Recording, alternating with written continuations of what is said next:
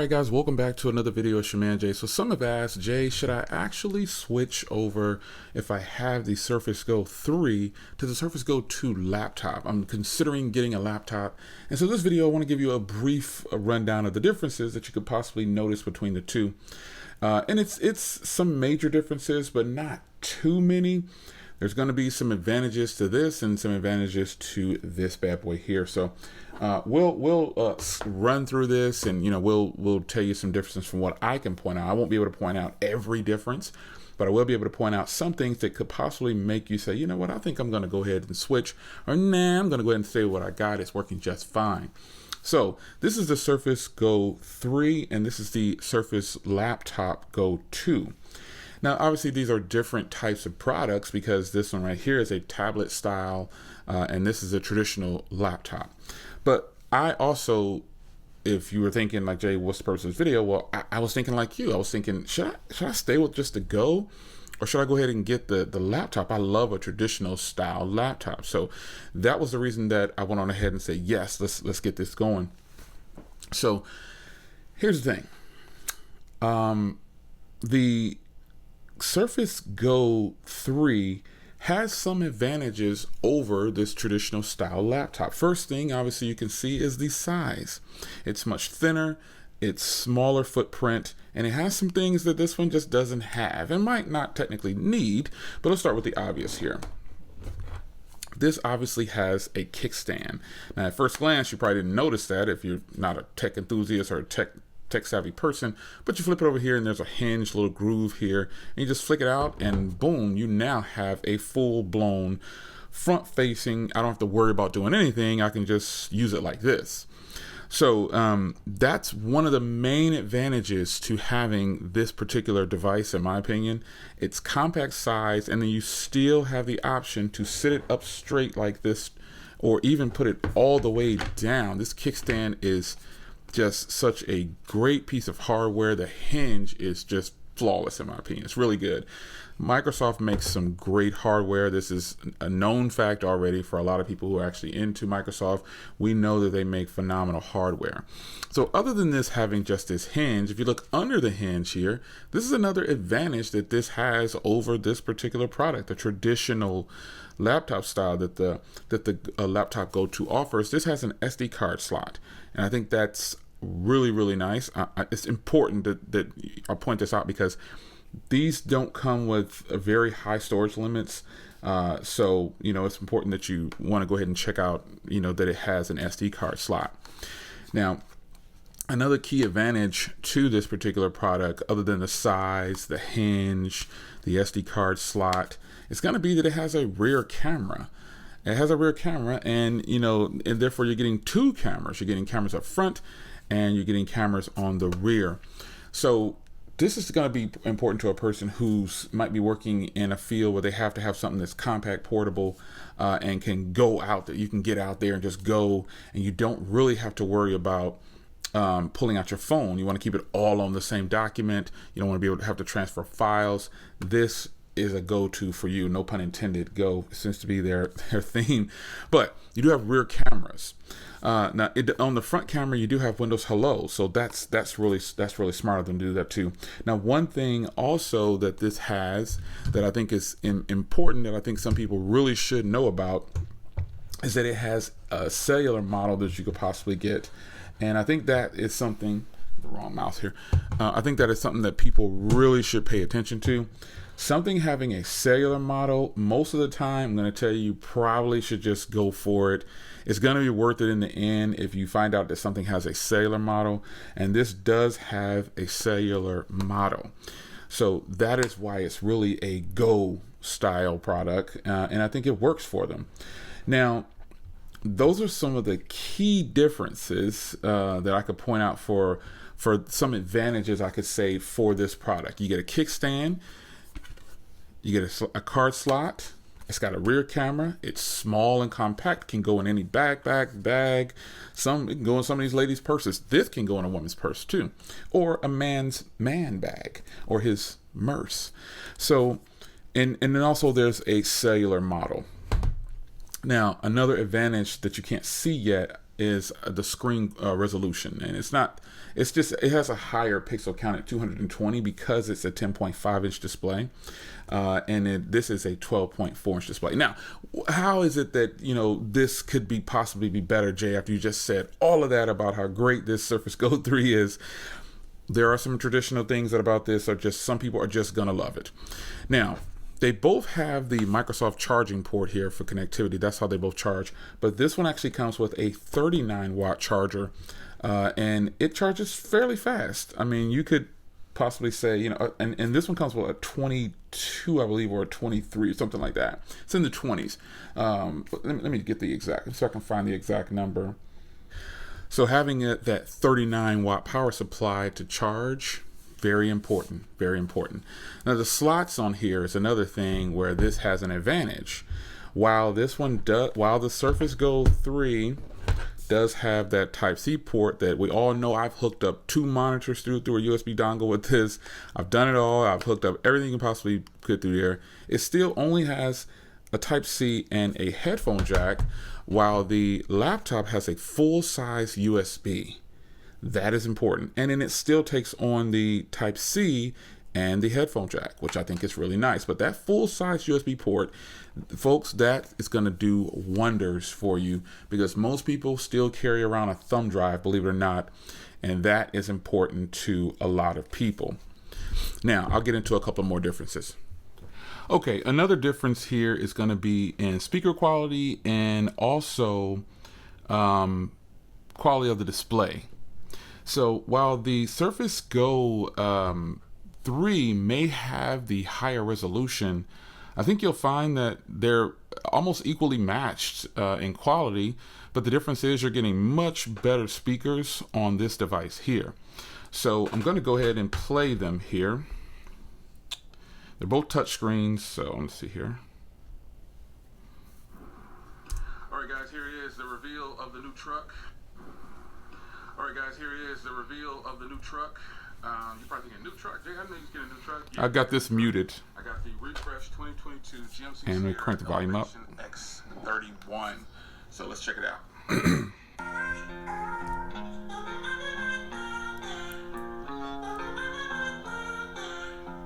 Now, brightness is up on both of the devices.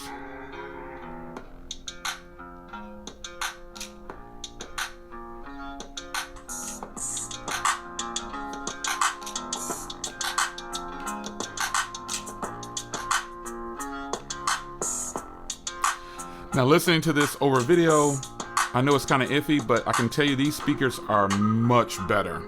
Worlds better. Way better.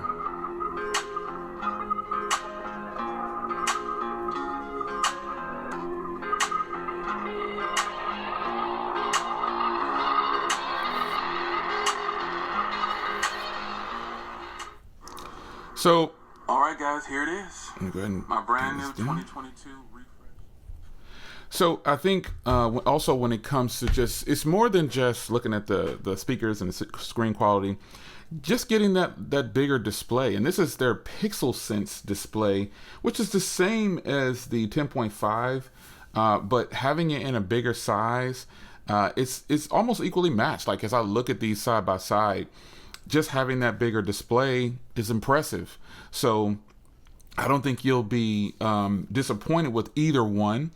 It's just a matter of having a basically 2 inches more is always going to be better to please. So going from a 10.5 to a 12.5, basically 12.4, they're going to be great. So 148 pixels per inch over here and 220 pixels per inch over here for those that are really into that. But they both have the same touch rate, the 10-point multi-touch screens. Now, you are looking at the 11th gen Core i5 over here on this device though. And on the Surface Go 3, you're limited to the Pentium Gold 6500Y processor or the Core i3 10th gen. So it's not that that's bad. Don't think I'm saying that this is bad versus good, because really they're just numbers going up and down. But in the end, it's up to you to determine which one you think might be best for you by just hitting over to the Microsoft Store and viewing them, or staying right here with your man Jay so I can really point out some differences for you. So this is flat out Windows 11 Home. This is Windows 11 Home in S mode. And if you don't know the difference between S mode and regular home, well, you're limited on what you can install on a device that's running S mode. That's ultimately the difference. And you you can't install like Chrome browser, just certain applications that you would want to install over here. You just can't do it. It's just that simple. It's just that simple. Nothing different. Now on the technical side, this is running the 10.5-inch tablet, right? The Surface Go 3 is running firmware TPM, and this is running firmware TPM 2.0. So you've got also differences here. You've got fingerprint sign in here. You can sign in with your button with your power button right there, and it's just a great thing to do, because when you're looking at the Surface Go 3, it works every time. I'm not going to say that it's bad or it doesn't work, but I'm just saying you have the option to sign in with your fingerprint, and the fingerprint is always going to be sometimes, better. It's just going to be a better thing. So you've got preloaded on this one, you've got Microsoft 365 apps, and obviously over here you do not, because this is a S mode type device that you'll convert over to Windows Home, and then you'll be able to do what you want to do. Now this also came with Game Pass. I don't do gaming, but it does come. It came with Game Pass. So a unique part about this one, while this doesn't have an SD card slot, you do have removable storage. The SSD can be removed and replaced. Yes, it can be removed and replaced, and so I think that's pretty impressive. But for the traditional style laptop, you're getting some advantages opposed to having the SD card slot. Now the front camera on here is 720p f2.0 camera on here, so it's fairly decent. The cameras on this device are obviously a lot better because you're getting more to it. So a disadvantage to this device, the Surface Go 3, is the storage options, as I just mentioned. You can remove over here and replace, but this comes with standard 128, I believe. No, this actually comes at a 64. But I have the 256 gig, and you also have a 128 gig version. This is limited on those options, but again, they're including that SD card slot. Now, battery life is something that is always going to depend on the user, but this is rated at 13.5 hours, and I can confirm I can get much more than that depending on how I'm using it. This is rated, though, the Surface Go 3 is rated at 11 hours, but it's saying you'll typically get about 10.5 on the LTE model, but the Wi-Fi version you'll get about 11 hours. But still, that's really good. I mean, you're not missing out on too much. So you're going to get better speaker quality over here. To me, better hardware. And let me turn these off here.